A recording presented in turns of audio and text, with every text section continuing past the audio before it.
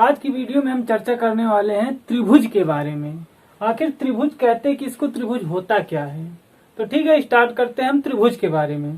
तो सबसे पहले देखते हैं जो त्रिभुज है, त्रिभुज को हम दूसरे शब्दों में त्रिकोण भी कह सकते हैं, क्योंकि जो त्रिभुज है, त्रिभुज को भुजाओं के आधार पर नाम दिया गया है। इसमें 3 भुजाएं होती हैं, इसलिए इसे त्रिभुज कहा गया। इसमें 3 कोण भी होते हैं, इसलिए इसे त्रिकोण भी कहा जा सकता है।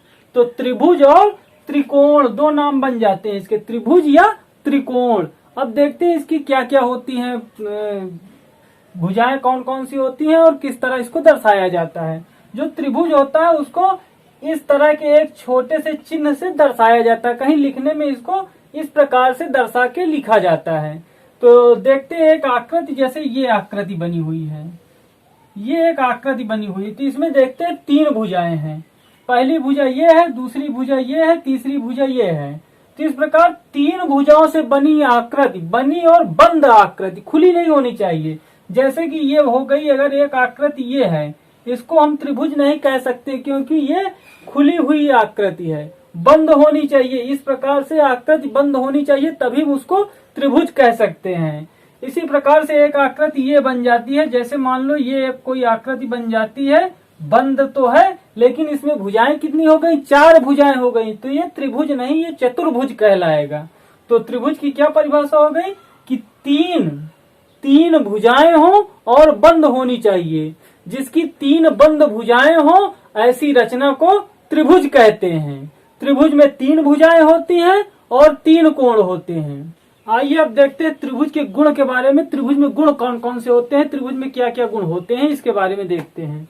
तो देखते हैं त्रिभुज के गुण। सबसे पहले नंबर 1 पे क्या आ जाता है, त्रिभुज के अंतः कोणों का योग। त्रिभुज में 2 प्रकार के कोण होते हैं, एक अंतः कोण होता है, एक बहिष्कोण होता है। जो ये त्रिभुज है, इसके जो 3 अंदर के साइड कोण बन रहे हैं, ये वाले कोण, ये वाले कोण और ये वाले कोण, इनको अंतः कोण या आंतरिक कोण कहते हैं। इनका समस्त कोणों का, ये 1 2 3, जो 3 कोण है, इनका जो योग होगा वो 180 अंश के बराबर होगा। पहला गुण ये है।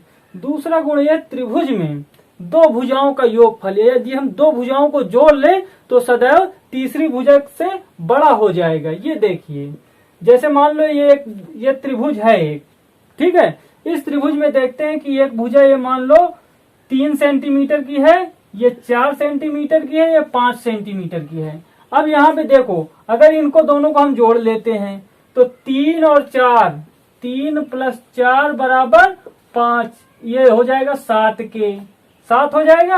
अब ये अगली भुजा क्या है, 5 से इनका योग बड़ा आया।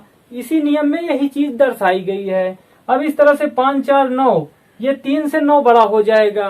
तो इसी प्रकार दूसरा नियम क्या है, त्रिभुज में 2 भुजाओं का योगफल सदैव तीसरी भुजा से बड़ा रहेगा। फिर अगले नियम की तरफ चलते हैं। बड़े कोण के सामने, त्रिभुज के अंदर बड़े कोण के सामने वाली सदैव भुजा बड़ी रहेगी सबसे। जैसे मान लो ये कोण पूरे त्रिभुज में ये वाला कोण सबसे बड़ा है, तो इसके सामने की जो भुजा है वो सदैव सबसे बड़ी रहेगी।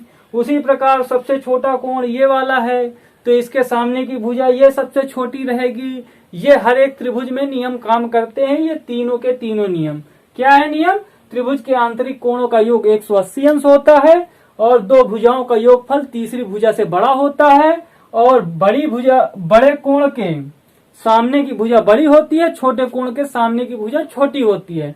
दूसरे शब्दों में तीसरे नियम को हम इस प्रकार कह सकते हैं कि छोटी भुजा के सामने वाला कोण छोटा होगा और बड़ी भुजा के सामने वाला कोण बड़ा होगा। आइए अब देखते हैं त्रिभुजों के प्रकार। त्रिभुज कितने प्रकार के होते हैं। तो त्रिभुजों के प्रकार जो है 2 प्रकार में बांटे गए हैं। सबसे पहले त्रिभुज जो होता है, 2 आधार होते हैं त्रिभुज की, एक भुजाओं के आधार पर, एक कोणों के आधार पर।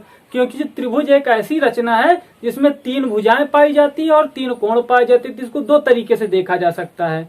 तो त्रिभुज के प्रकार एक भुजाओं के आधार पर कितने होते हैं और एक कोणों के आधार पर कितने होते हैं। तो देखिए, सबसे पहले त्रिभुज के प्रकार भुजाओं के आधार पर। भुजाओं के आधार पर क्या है, पहला है समबाहु त्रिभुज। नाम से ही प्रकट हो रहा है, सम माने बराबर, बाहु माने भुजाएं, त्रिभुज।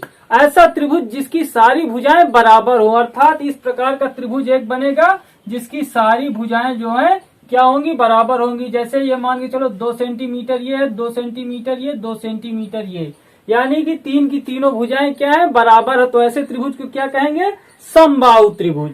समबाहु त्रिभुज क्लियर हुआ, जिसकी तीनों भुजाएं बराबर हो ऐसे त्रिभुज को समबाहु त्रिभुज कहते हैं। अब नंबर 2 देखते हैं। नंबर 2 है समद्विबाहु त्रिभुज। नाम से अर्थ समझ में आ रहा है, समद्विबाहु त्रिभुज, यानी कि जिसकी दो भुजाएं बराबर हो, जिसकी दो भुजाएं बराबर हो, ऐसा त्रिभुज जिसकी दो भुजाएं बराबर हो, ऐसे त्रिभुज को क्या कहते हैं, समद्विबाहु त्रिभुज। समद्विबाहु त्रिभुज इस प्रकार से बनेगा, एक ये भुजा हो गई और इसी पे ये दो समान भुजाएं रखी जाएंगी। ये भुजा बराबर, ये मान लो हो गई 4 सेंटीमीटर, ये 4 सेंटीमीटर, ये 3 सेंटीमीटर। तो ऐसे त्रिभुज को क्या कहेंगे, समद्विबाहु त्रिभुज। समद्विबाहु त्रिभुज की दो भुजाएं बराबर होती, तीसरी विषम होती है। अब देखते हैं अगला, तीसरा नंबर क्या है, विषम बाहु त्रिभुज। विषम बाहु से अर्थ स्पष्ट हो जाता है, विषम माने अलग अलग, जो बराबर न हो, सब एक दूसरे से अलग हों, उसको क्या कहते हैं, विषम बाहु त्रिभुज। जिसकी भुजाएं बराबर न हो, जिसकी कोई भी भुजा एक दूसरे के बराबर न हो, ऐसे त्रिभुज को क्या कहते हैं, विषम बाहु त्रिभुज।